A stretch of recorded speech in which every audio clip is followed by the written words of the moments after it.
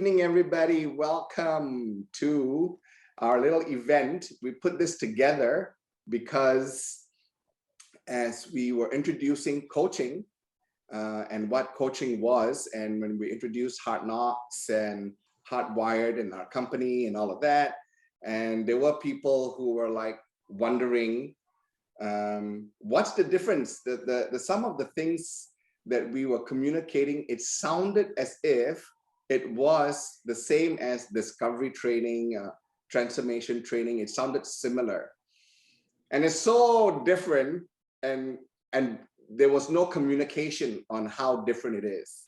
So, you know, Betty and I got talking, like going, let's do an event. Let's have a conversation so that people can understand there is a difference and there is a distinction between coaching and training. And we talked about it, and we're like, sounds like a great idea, since we really never had formed those distinctions and communicated it. So we decided, why not? So that's how we've created this event to add some value so that people can see, oh, okay, that's what happened in a training, what happens in the training, what happens in a coaching relationship. And Betty is also a transformation trainer. She has been doing transformation way before me. She's like my Sifu's buddy. I had a Sifu. My Sifu's buddy is Betty. So I get to work with this buddy pair, right? It's awesome. And now Betty is in my life. And, you know, we decided to embark on this, to launch Hard Knocks with this program. I call it like the Rolls Royce program, you know, launching something, launch the Rolls Royce first. And that's why I've got Betty here, so that she can speak from the perspective of a coach. And she also has those distinctions as a transformation trainer. She's also a master's course trainer. So I'd like to introduce Betty, and then we'll get started. So Betty, over to you. Good morning. Oh, it's night there. I'm in California, and it's a little after 7 in the morning over here, a day behind you. And I was just telling Doug just how amazing it is, just how incredible we are as human beings, our capacity and our ability to innovate, to have things happen that couldn't have happened even 10 years ago. So 10 years ago, we couldn't have been doing Zoom. We couldn't have been connecting this way. And that we're connecting came out of someone in a way they were perceiving the world, perceiving themselves, and what's more important, they could see out ahead of what we call time. And in that process, you and I are seated here today. You're in Malaysia, maybe some other places in, around the world, and I'm here, and we can have a conversation. Wow, we can connect. We can have something happen that couldn't have happened unless we were in conversation together. And I want to talk to you about coaching. Like Doug said, I've been around, doing transformational work since 1970. So it's a fairly long time. Look at Doug. Some of you weren't even born in 1970. And, you know, transformation, as you know, is not something that belongs to anyone. It's a process that occurs out of what it means to be a human being. And one of the things that we say, that we observe, that we notice, that we are in on, is that all of us are whole, perfect, and complete. We don't always know it. Because we have beliefs, you know that, right? We have beliefs, we have ways of being, we have perceptions, all of that stuff that quite often tells us something about ourselves that maybe isn't the way that it is.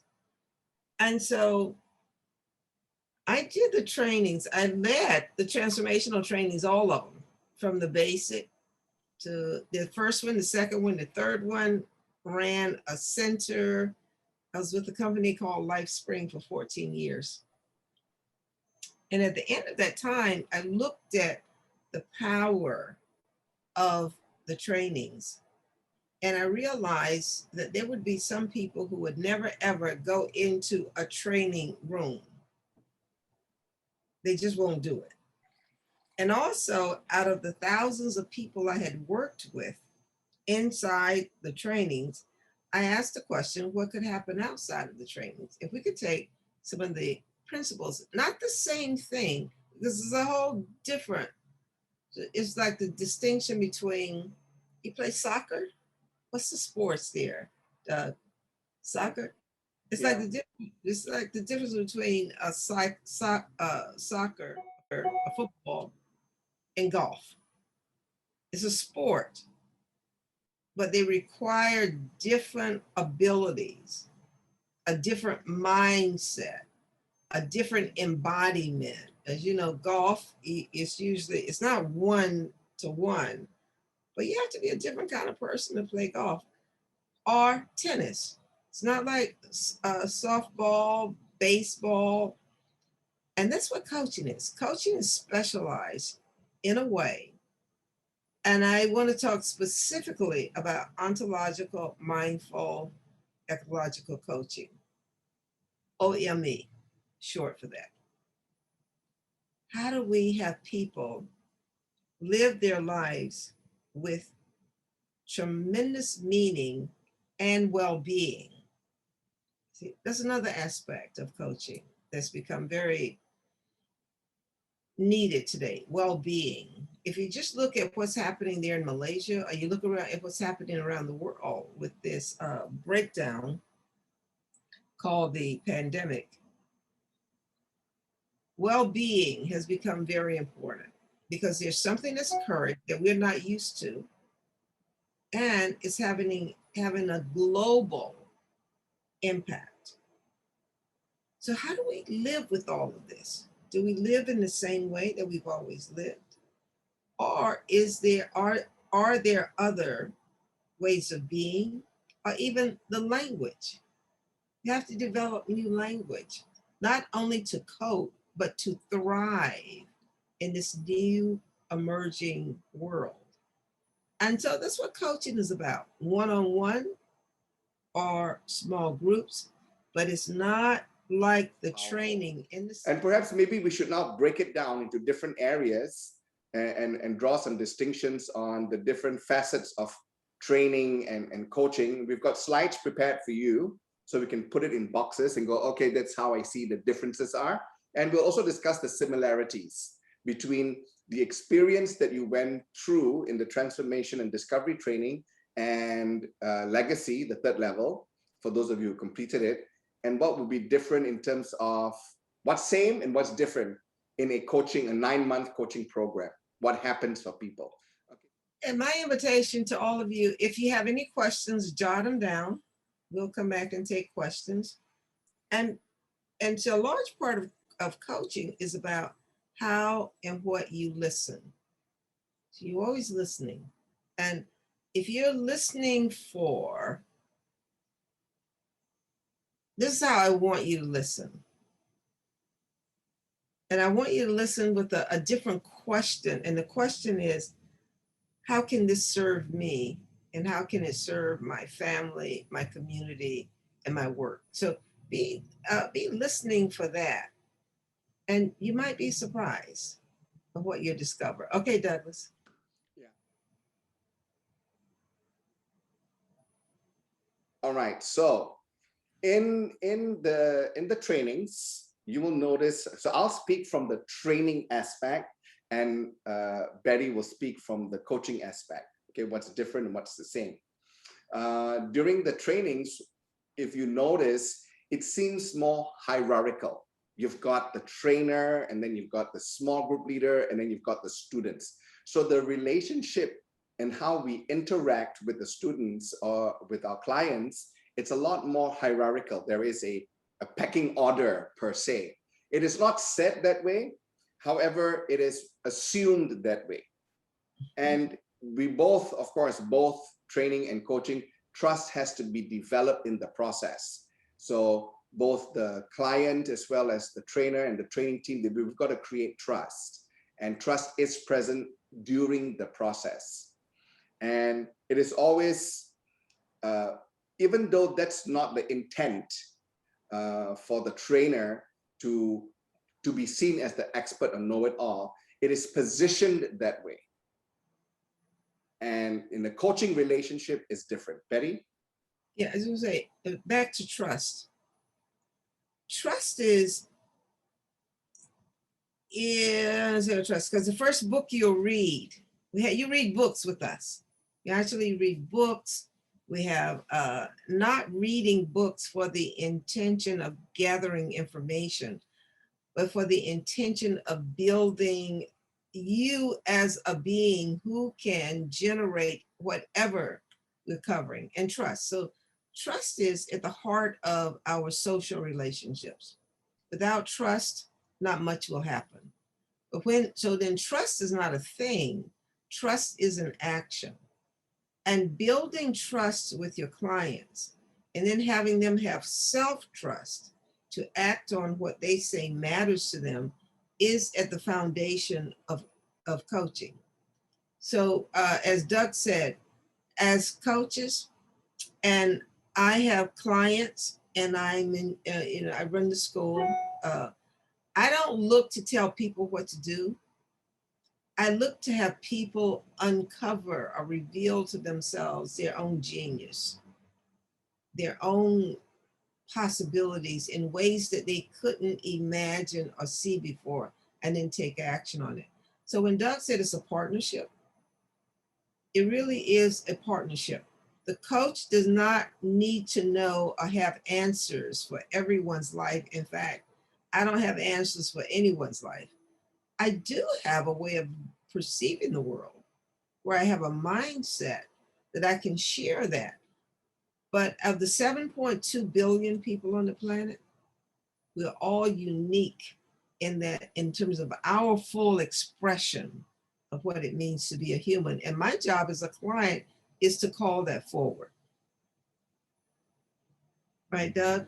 Yeah, and also what you said earlier when we talked, when you introduced the work that we do, one of the things that Betty said just now was, we come from a place that you are already whole.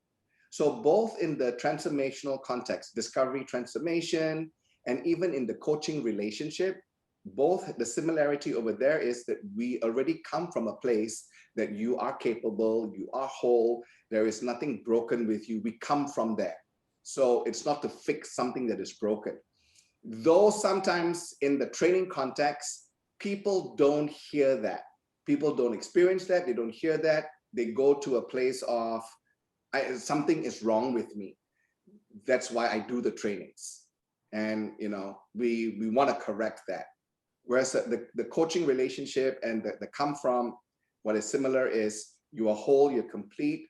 Now let's find the keys to activate and evoke that wisdom in you. Okay. Content. So in training, we have a set of things that needs to be done by a certain time. So there is a predetermined curriculum that is already set, and there is knowledge focus, and we have a fixed outcome that must be done by a certain time frame. And as the trainer or as the organization conducting the training, we have to ensure that we get that done. So because that's what the clients paid for, or their enroller enrolled that person based on that set curriculum and that set content. They want this outcome for their family, for their friends. So, and we have a time frame that we need to get all of that done. And with coaching, Betty? Yeah, coaching then is, you see, there are certain things that, so let me talk about the school, and then we'll talk about the profession of coaching. Because in the school, you get a certification. We're certified through ICF, the International Coaching Federation. And ICF has put together 11 competencies that we found over time that if people master those competencies, they become not only better communicators, but they become better coaches. And one of the competencies is to be present. Might sound easy to be present, but how do you have people be present in their life? So we're focused on you first, the coach, being present, and then how can you engage with people so that they're mindfully present in their life. The outcomes may change. Like I have a client right now, just an extraordinary businessman, and we had a year's contract. Contract was up, and I was ready to say goodbye. It's been great. It's been wonderful. Refer someone to me. And then he said, no. He said, this is the first time in my life, either as a child or as an adult, where I have an hour where I can come and someone can listen me. And in that listening, my company, my relationship with my wife, with my kids, with my community has just, this is his words. I hope you understand. He said, my life is so sweet. I'm accomplishing, I'm doing the things that I want to do in a way that I never thought was possible. And so then coaching then is about intimacy. It's about being present in such a way that another person can begin to listen their own listening, and in the process of that, open up possibilities that were not available to them before. And the key here is well-being. People, and I'll say this, Doug, and then I'm gonna wrap up. But one of the things that I found in coaching is that quite often people who have great success, or people who want to have great success, greater success, sometimes can have a background conversation like, I'm a fraud. I can't do this. I can't have this. And this is what happened with this guy. He began to notice in the way he was speaking, language is important, the way he was thinking, the way he was acting, that there was something fraudulent about him. And he didn't deserve to have the kind of success that he was having. So outcomes may change. We start out going to London and we end up in Malaysia.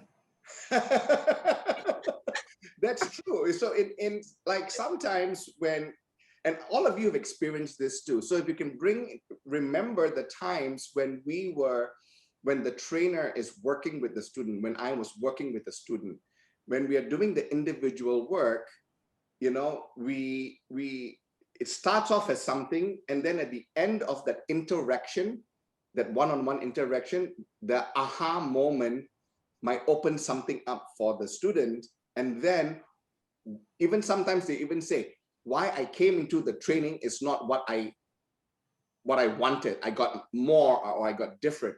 So the coaching relationship happens that on that one-on-one, because it's focused on that person. Through that interaction, the outcome may change. Whereas with training, we still have to handle the overall curriculum, the overall reason why people are there, and the distinctions of each training must be present by the end of the training. So that's where the difference is. We could be dancing differently, and why you wanted to do the training and why you wanted a coaching relationship, it could change over the process. Okay. Yeah, delivery.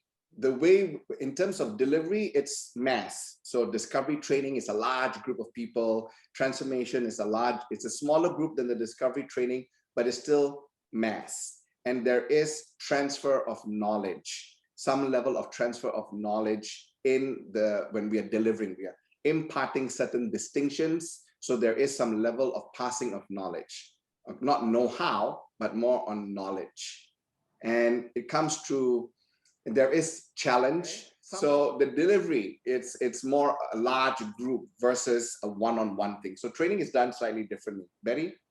Yeah, and coaching happens in conversation. I say by conversations for action. And you'll learn this in the coaching program that you go through, where when we begin to listen to people, always what's happening. So when someone is speaking, someone is listening. And there are promises, requests, assertions, declarations, offers, And when you can distinguish that, and we can have people distinguish that listening for themselves, a whole nother world opens up. It's like Doug and I being here together today happened in a conversation. And in the conversation, a request was made, a promise was made, and here we are today. So we began to listen that way so we can take some of the upset out of our relationships, and people are empowered. And that's what coaches are doing. They're listening for people's commitment to their commitment. Doug?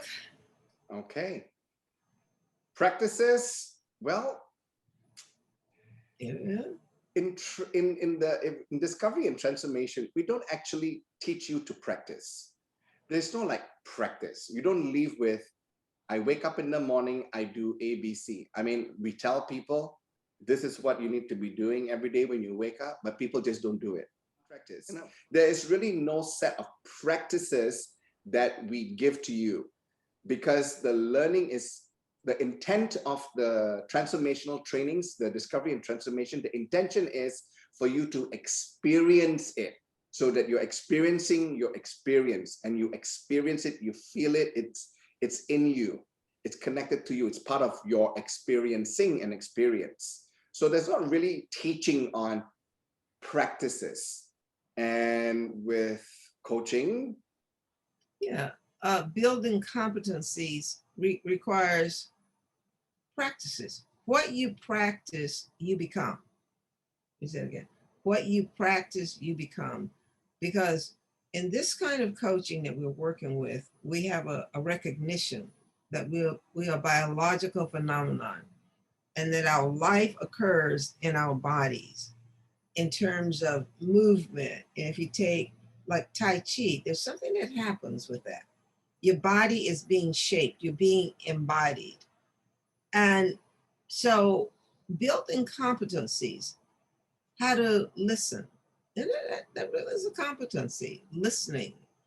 And great leaders and coaches know how to listen in such a way that they can listen for what's missing, what's there, what needs to be added, so that people can, as I said, I like this notion of thriving, so that over time people can thrive.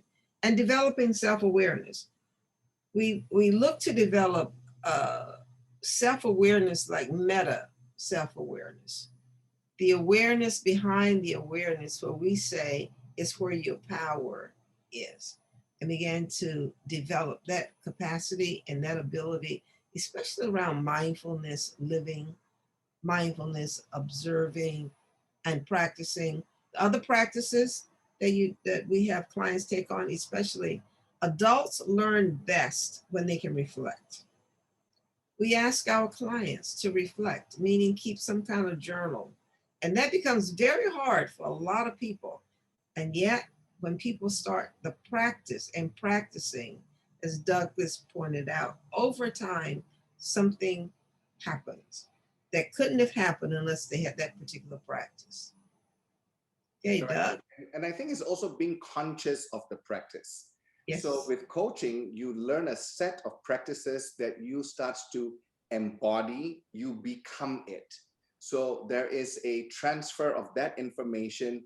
You start to then practice it, and it becomes part of you. So there's embodiment, because there is an extended period of time where you can actually implement with a group of people, with your coach, with your buddy coach, or with your buddy over 9 months. There will be embodiment practices set in. So the length of time, I think, is important as well for you to get that practice.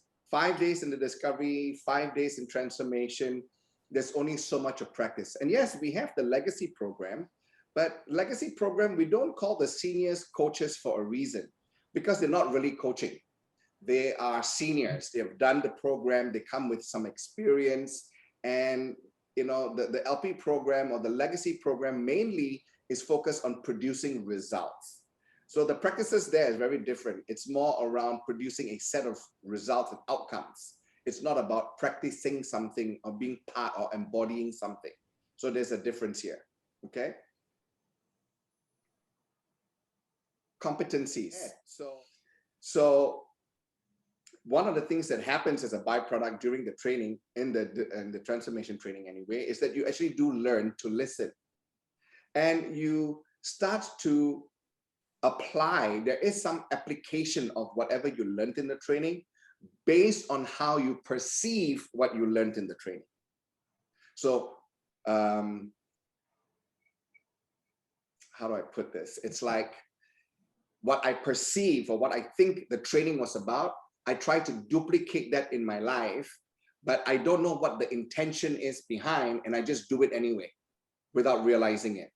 Okay. But the good news is at least there is the learning to listen. You listen better. Everyone listens better after transformation, after POI, after all the different workshops. They realize, oh my God, I listened to a whole new level. And both has kind of what we call adaptability. You know, you can adapt to your listening. But let's go with Betty around the type of listening that occurs in coaching. Yeah, it's learning to listening. So just a little bit about listening. Let's say that we are all interpretations. We live in interpretations. So in our interpretations, quite often, they are such that we don't even realize that they're interpretations. So part of listening is listening the meanings, the interpretations, the stories or the narratives out of which you're living your life. So like being born in Malaysia has a different narrative. I would have a different narrative than being born here in the United States. So you look at social narratives that we all have. And what we're finding is that these fabrications, call them fabrications because we make them up as we go along, and yet they shape us. And in working with clients and coaching, we want our clients to begin to notice, to be present to the ones that they can be present to, the social interpretations that are now shaping their lives, shaping their business, shaping their friends, their families. And so this saying that there are no accidents, have you heard that before? I'm pretty sure you have, is a true statement in that we are culturally shaped. And in that shaping, we forget what Doug was talking about. It's not even that we forget, it's like we never knew the kind of freedom, the kind of agency that's involved in being present, but present to what? And that's what we do with our clients. That's what we do in the school. You become a different kind of listener. You become also, right along with listening is speaking. You become a different kind of speaker. If you knew that every time you spoke, you revealed your whole life, what would you say? And or would you be quiet? I mean, not because we're always speaking, right? But we begin to speak in such a way that when you speak authentically, people listen. And in working with our, coaches and working with their clients, a large part of this is speaking. Speaking is not just about talking, it's about inventing and bringing forth realities. And there's a way to do that. So being present to that allows you to be accountable and responsible for how life is occurring moment to moment to moment.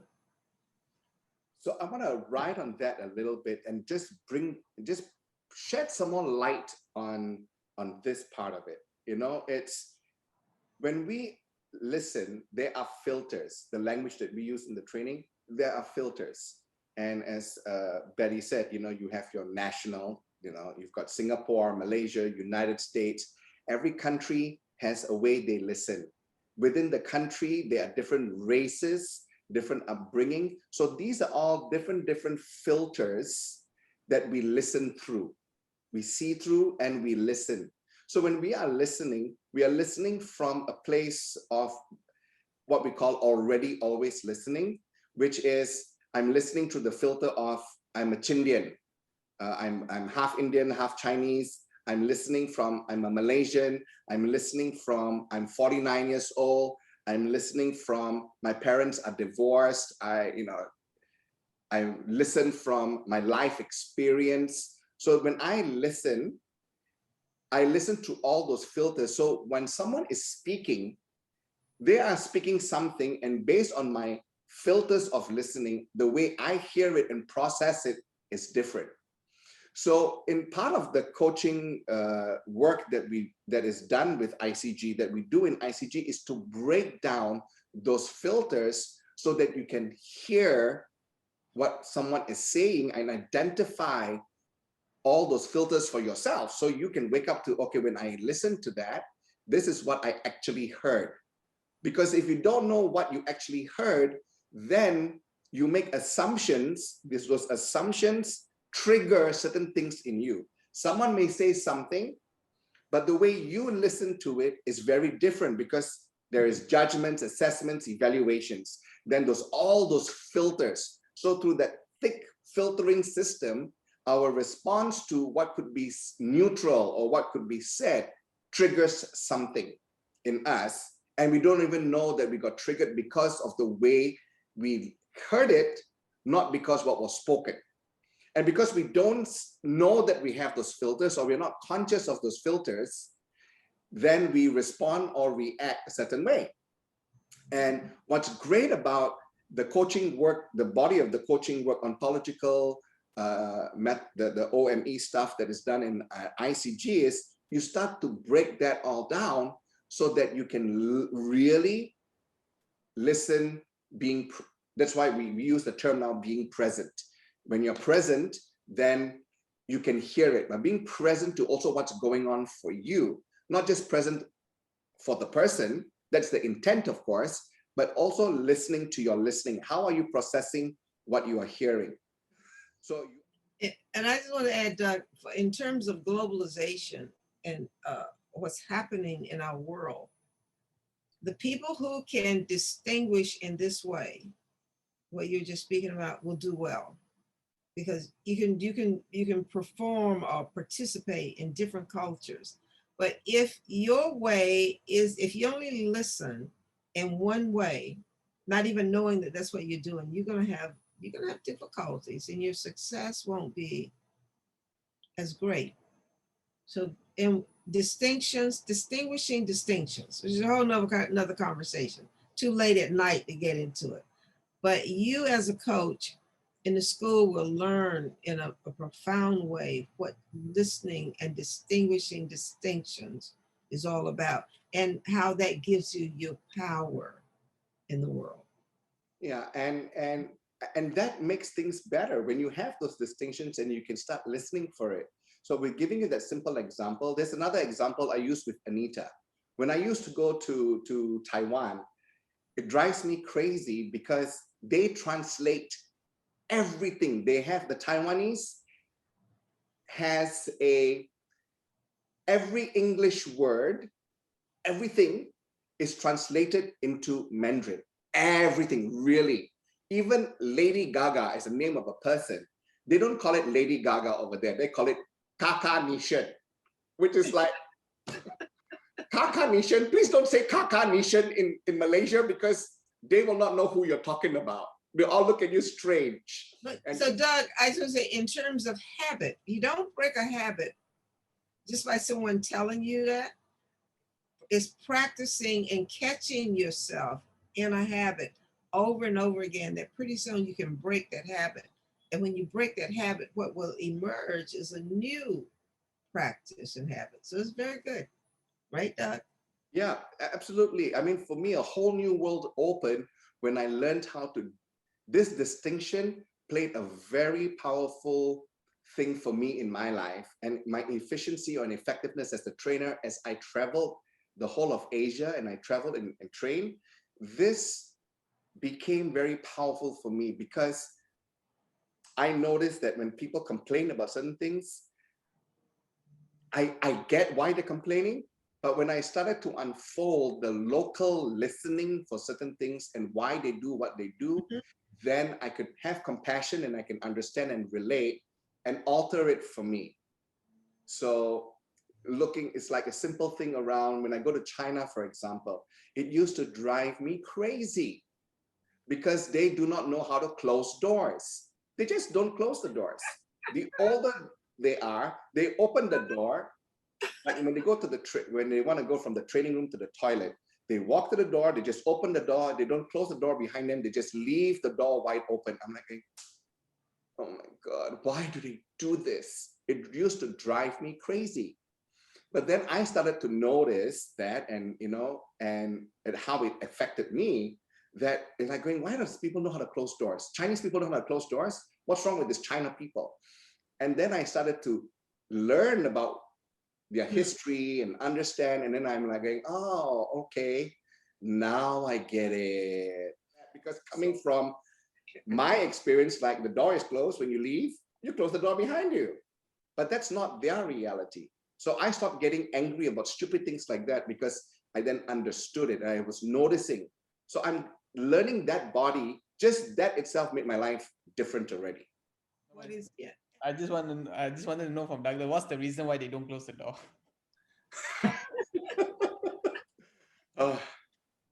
Well, you have to understand their historical culture for that.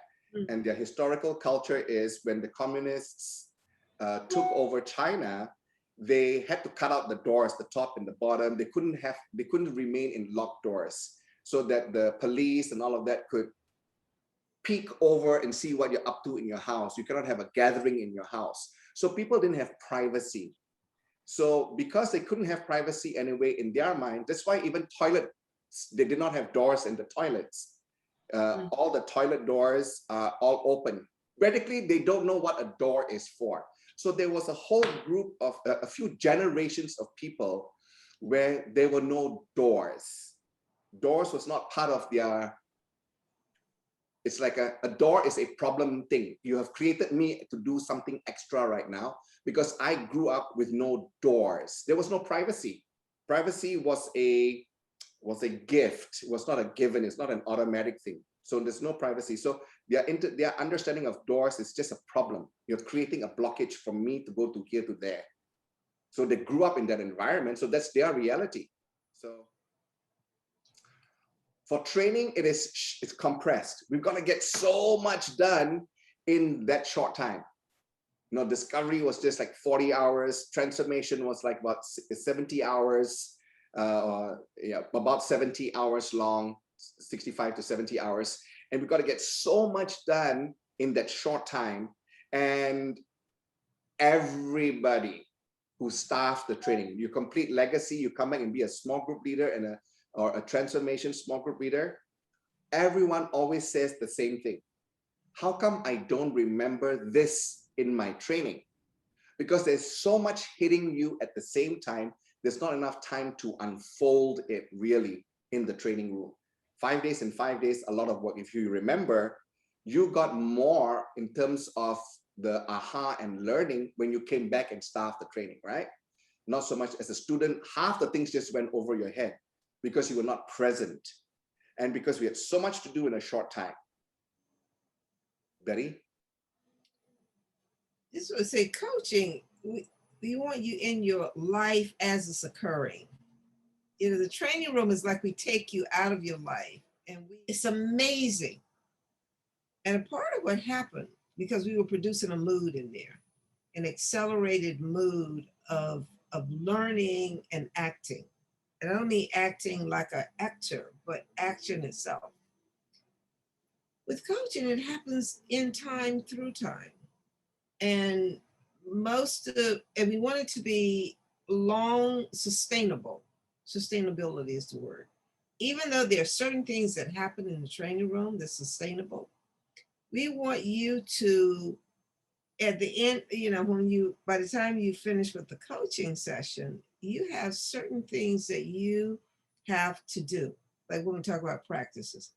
One of the things I found over time is successful people start their day knowing with a deep sense of what it is they're going to be about that day, for the week, for the month. So they're not waiting for circumstances to determine what they're up to. They are, in fact, generating the circumstances. And that happens over time. How long does it take to, you have a coaching plan. And the coaching plan has to do with not so much the plan as it is with you shaping yourself. And this is the other thing too, Doug.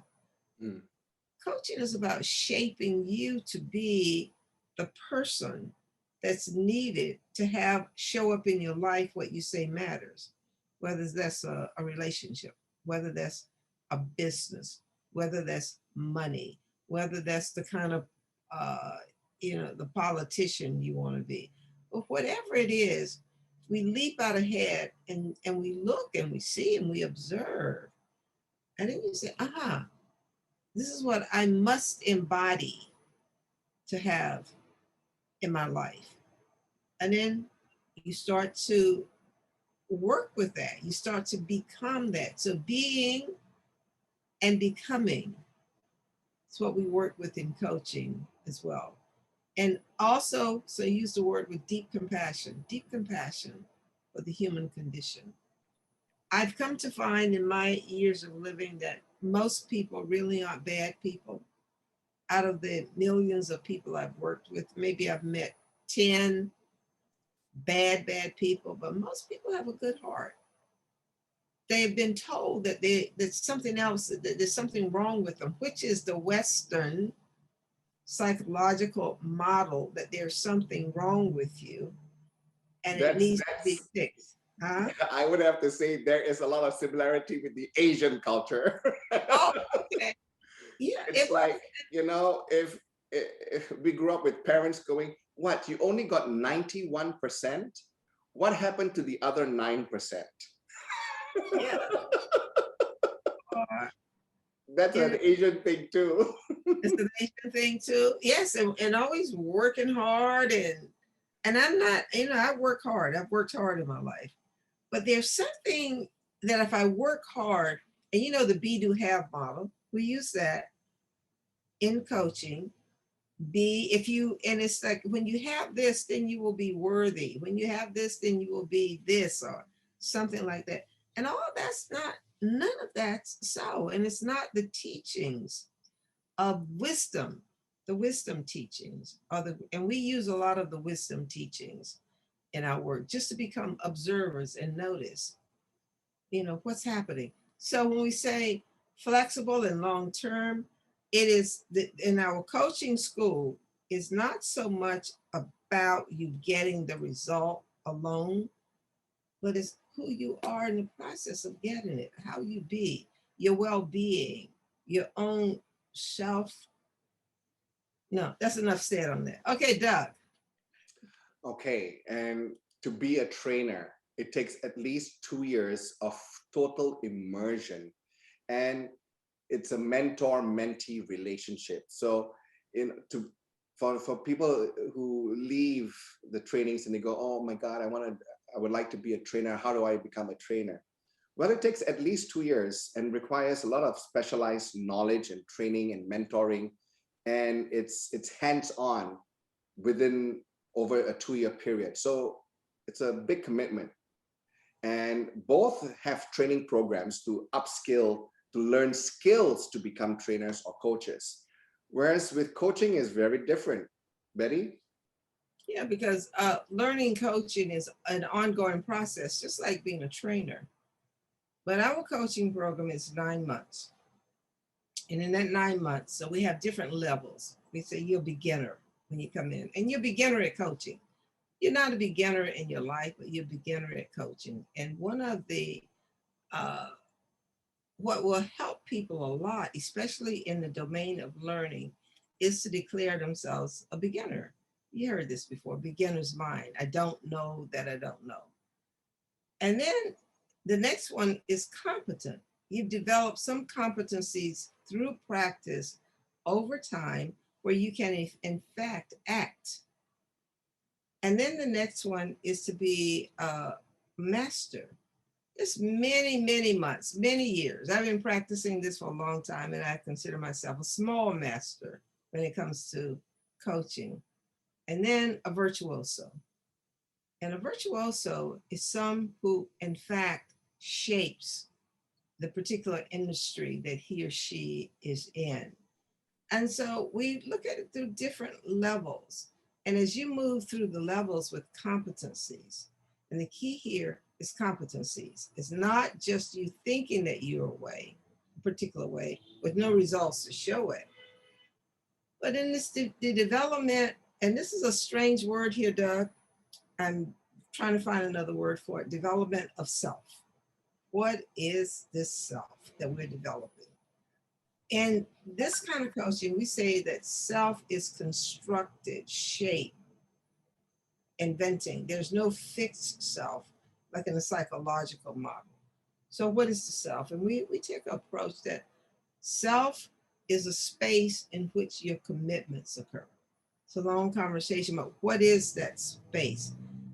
And we also say with that space, and when you can find it, then you have freedom. And you have a freedom that you didn't have before, thinking that you were a thing like a self. So the development then is, again, developing the language, the practices, the ways of being, your own the integrity, the ethics, all of that. So what is self? And by the time you finish our 9-month program, just like you did with the with your own in your own training program, you get a whole new sense of who and what you are. And Doug, what's next? Well, I don't remember what this point was around mindfulness. Honestly, I'm like, mindfulness is like, okay, why don't you explain the coaching context for mindfulness, and then I'll see how to put that in the training. You go first. Okay. Mindfulness is very recent here in the United States, but it's very old in the Asian culture. It has to do with meditation, a true sense of meditation, which is being present to your thoughts, your feelings, your emotions, but not identifying as that. So we have a type of mindfulness here that has to do with being present. It also has to do with, and not just sitting on a cushion being mindful, but as you go through your life, being present and mindful, like mindful speech. Some people don't even know what's coming out of their mouths sometimes because they're so caught up. There's no, what we have it called as an observer. And to notice, to pay attention. And it's important because with your clients, and this is what we do with our clients, we have our clients practice mindfulness, breathing. They might even have an exercise where they eat, mindful eating. Because our biology, as you know, is very important to us. Without your biology, you're not really here in this sense. So what is biology? And our habits and our practices and our ways of being is all tied to our biology. In fact, we study biology. And we have a wonderful biologist out of Chile, where we study his work to show how our bodies capture and hold our feelings, our emotions, and how we then, as coaches, can become observers in such a way that can have people just be mindful. And in being mindful, see what occurs. Last thing on this, Doug, what we say, we say the world is occurring and it can only occur the way that it occurs out of who and what I am identifying myself as and my thinkings and emotions and feelings. So mindfulness is very important in our work. Very important. Doug?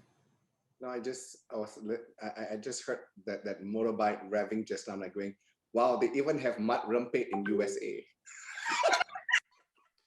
You can hear it, huh? Yeah. Now, so you can listen that.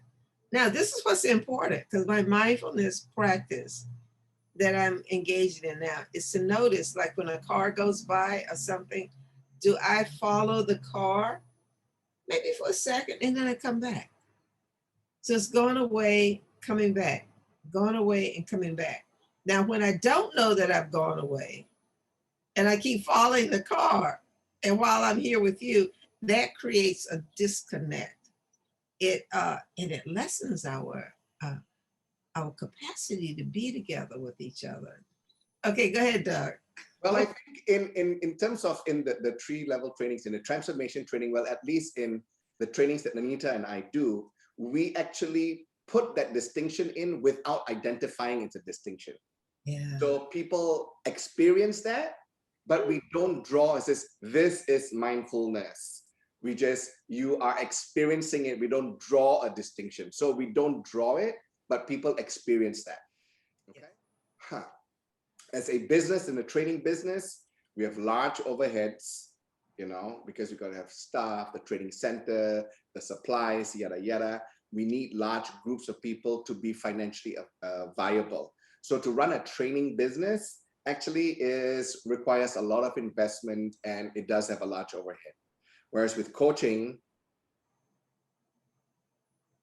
yeah, no, you don't need a lot of overhead. Most of my clients, I work with them by Zoom or by phone. I very seldom see them in person. And I have clients that I work with one-on-one. And then I have some businesses that I work with as a coach. So it's a combination. I do some business trainings, and then I have coaches that work with them over time. So, and the key word here is to embody the practices, and to have someone be an observer with them of where they are blind, their blindnesses. Because ontology has to do with our assumptions that we are not even aware of, our assumptions, you used the word before, Doug, I think you said it, our characterizations, our assessments of ourselves, of our work environment. So those kinds of things. And then, you know, one-on-one in small groups, we have mentoring, we have coaching. And the thing about coaching that I absolutely, absolutely love is that we're always awakening. Yesterday is not the same as my tomorrow. And when I can distinguish that, and then when I can coordinate, it's coordinating actions together, because that's what a business is. That's what we're doing right now. We're coordinating our actions together so that in a few minutes, Doug and I are going to open this up, take questions from you. And then we're going to tell you what our offer is and invite you to participate. And that's what's happening. Go ahead, Doug. Another thing is, you know, as if owning a coaching practice, basically you can take it anywhere. You know, you can choose your hours. You can choose how much of time you want to work, how much of work you want, how many clients you want. You know, you get to really call. Whereas, you know, with training, I think once the schedule is fixed, it's pretty much fixed. And it involves so many people to make a change. So it's a different type of business model. And, you know, if you're looking for a business opportunity in terms for you to create additional income, this would be another thing for you to consider. Because you can actually have, do what you love. And, you know, as a certified coach, now you can charge doing what you love. And that's to make an impact with people. Okay. Side effects. This is a quick discussion point. We need to talk about this because there is, after you do the transformation training, discovery, transformation, and you go into legacy, lots of people suffer from these two conditions, okay? Which is what we call traineritis and coachifitis. That's what training actually does. People finish a training and then they become mini trainers or mini coaches. Whereas the good news with a proper coaching program is you actually go behind the scenes, you learn all the things you need to learn so that you can truly be a coach where it can serve versus just beat people up. you know, when people come into the coaching program to learn, one of the first things we talk about, and with our coaching staff, which is not using people's commitment as a weapon to beat themselves up with. So we learn to weaponize commitment. We learn to weaponize responsibility. And it was all good intention. We thought we were having people, something happen with people. But also in the coaching world, you know, what I've learned, I want every person to walk away from me with the utmost respect and dignity possible. You want to coach people in such a way that they can go, oh, I need to get off of this, don't I? This is not working for me and for my family and for my business, rather than, and I know how to pound on people. And I know how to take out my swords and put them right on the desk and say, if you cross this line, I'm like, cut your head off. But that's not coaching, right? And coaching isn't weakness.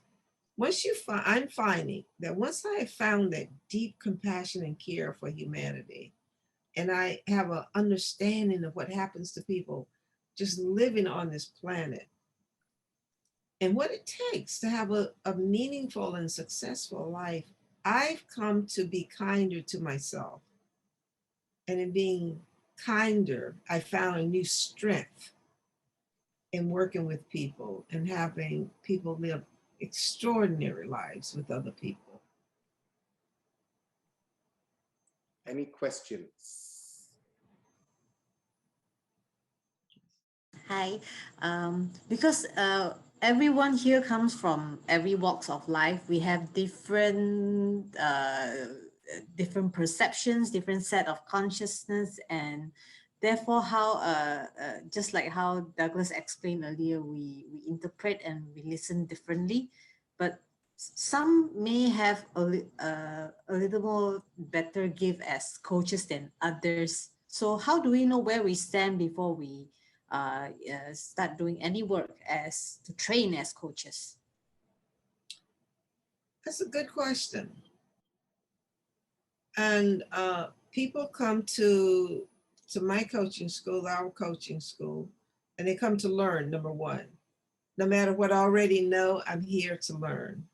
And I'm here to learn so that I can be more effective with the people I serve. And so the first part of coaching then is, and this is an investment. So I want to say, you sign up for this coaching program, is it an investment? You start to learn what works. You've heard this before, what works and what doesn't work. And you have a way of practicing. You see, you have a coach and you have a mentor. I mean, you have your one-on-one coach, and we give you we give you ways to coach. Now, I want to tell you that we don't give you a how-to. That's not what coaching is, but we start to train you in listening and speaking and being present so that you, along with your clients, can discern where people are, where they need to go. And there are different kinds of coaches. There's relationship coaches, business coaches, financial coaches, health coaches, they even coaches for children. So a different set of distinctions. And then you start to learn together in a team with cohorts. What are your strengths? What are your weaknesses? What you need to improve on relative to OME, ontological, mindful, and ecological coaching. I just want to add also one of the good news, or one of the amazing things that this school does, ICG does, is it will support you over time to identify your niche, which is the areas in which you can excel in as you are working through the process. So over 9 months, you'll work with one of the senior people in ICG to start to identify and unfold for you what your gifts are and where you'd be great at. So that's the other thing that you get to do over here as well. Yeah. Everyone is not a business coach. Because some people don't care about business. Everyone's not a relationship coach. Like I do very little love relationship coaching. But I have plenty of people that I can send them to, right? Who are coaches in that domain. And in terms of money and finance, there are people who know about money and finance and know it well. So it depends on what area, what domain you want to become an expert in as a coach. Does that answer your question? Yes, I got my answer. Thank you very much. Well, thank you. Now, you see what happens in conversation. You know, we're going, you know, am I answering your question? And if she said no, we would stay in conversation. And she said yes. And then we see what else opens up. Coaching is about the openings that occur through our interactions together. And those openings allow for actions, practices. And I'm going to say that's where the results occur. What people want to do is they want to shift the results without taking different actions, different thinking, different ways of being. And that's, you know, we can see this in our world today. But we're saying that here, that if you can become observers, and this takes time, it takes years to become the kind of observer we're talking about, but you can become a beginner. And you start to see that things happen. You know, I say this quite a bit, like right behind you in this, your photo. What, is that a planet? Yes, it's a planet. Which one? Yes, Saturn. Saturn. So now when I look up in the sky and I see, let's see, the Big Dipper. Is there a Big Dipper in the sky? Yeah, I look up in the sky and they get the stars and the planets and then the constellations, and I look and see and I say, oh, that's the Big Dipper. Is there a Big Dipper up in the sky? I guess. The Big Dipper is in my interpretation because I've drawn it in a way, and now over time we've called it a Big Dipper, but there's no Big Dipper up in the sky. There's me as a human being calling it that. It's just like when we talk about the sun rising. The sun doesn't rise. The sun doesn't rise. The earth is moving around the sun, giving the appearance of the sun rising, but the sun does not rise and it doesn't set. It's the earth that's doing more movement than the sun. But that's what happens with, right? Yes. So that's what happens with language. It becomes very important that we start, the language that we have shapes how we participate and how we engage. So now what's being called for is a whole new language, and a whole new language of who we are as human beings. So just like there's so much work now being done around brain plasticity, around the brain. We're starting to understand how this brain is, we can't even talk about all that goes on with the brain because we don't have the language for it. Just like we didn't have the language for what's happening, you know, in terms of physics and science. And we definitely don't have the language to talk about what's happening for who we are as human beings. It's the small who we say we are, the language we have. So, but we learn. And I want people, so I'll tell you this, I want to work with people who are willing to think thinking, not just conceptually, but thinking like the great thinkers of the world, because they begin to notice and see the world in such a different way. And then they can communicate that to other people. And we start to then, when we can, it's not even envision, but when you can thinking like the great thinkers, and be willing to be challenged on what you have made up about who you are and who this vast, and what this vast universe is, you become a different being with a different set of possibilities and a different field in which to play life. And then, of course, Douglas, I said, we began to, what concerns all of us human beings on this planet is care. What it is to be a human being is care. How we care, and caring, and then love becomes a different conversation. So that's what we're looking for here. Yes, I want you to be coaches. Doug wants you to be coaches. We want you to make lots of money, don't make a lot of money, travel a lot. But we want you to be an opening for the possibilities that it is for us human beings here on this planet through the life that you live and what you share. Thank you for that question. And that was a long answer. Thank you so much for the answer. You're welcome.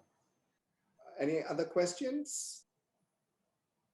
If there isn't, then, you know, one of the things that really excited me, or on why I did want to bring ICG, is because the work resonates with me based on all the experience I had coming up as a trainer. I've done similar work with another coaching school before I opened up Milestone. And what was similar with that school and this school is the ontology part. But this school offers a lot more and prepares you for advanced states in graduation. So not only do you get your minimum required ACC, which is the first position or certification, but it sets you up for the next certification. And I don't know any other school that does that, where it sets you up for PCC, which is the second rank in the whole in terms of positioning, right? There are levels. So even in the coaching world, there are 3 levels: ACC, PCC, and then MCC. So this is exciting because it sets you up already over the 9 months. And the body of work that you do and the learning, some of the learning I had when I became a trainer. And that's what's exciting, to impart some of that knowledge so that people can look and see what kind of human being they're being for other people. All right, so that's one of the reasons why we're excited about this program. During bad weather, fishermen mend their nets. So that come good weather, they can catch more fish. What nets have you been mending during COVID? And I also have an invitation for you guys to think about, since COVID started and this pandemic started in March, and we went our first lockdown last year, till this time, what new thing have you created? How have you advanced? How have you moved? What nets have you mended for yourself so that when we reopen and the new world is being created, what difference and what else will you bring into the world? So I'll leave you with that. Thank you, Betty, for making the time. It's really early in the morning over there. Thank you for making the time to wake up to be with us in Asia. We get to have with ICG a reasonable time training, and all the trainers from that part of the world will be a ridiculous time for them, but they're committed to us. So that's good news. Thank you all for showing up. Thank you very much for being here tonight. And Douglas, I want to say thank you. You know, the kind of commitment it takes to have these trainings, be it the transformational training, or being a coaching, is quite immense, in that the commitment is to, and you've heard this before, a world that works for everyone. And we are the ones, I'm going to say, the leaders of having us live in harmony, live together. And it happens through us. So I look forward to seeing you in a couple of weeks. Come and play with us. It'll be hard at first for those of you who like to have things be hard, but come and play. And then by the time we finish the 9 months, you can tell me whether it was worth it or not. And I got to tell you, it's one of the best investments you can make for your life. In 1980, I made an investment to do my first course with Fernando Flores. It was called Ontological Coaching. Very different today. But it is an investment I look back on and say, wow. And I had considerations. But I cannot imagine where my life would be today if I had not entered into that conversation with everyone. So thank you, Doug. Thank you for having me here. Thank you for bringing us to Malaysia.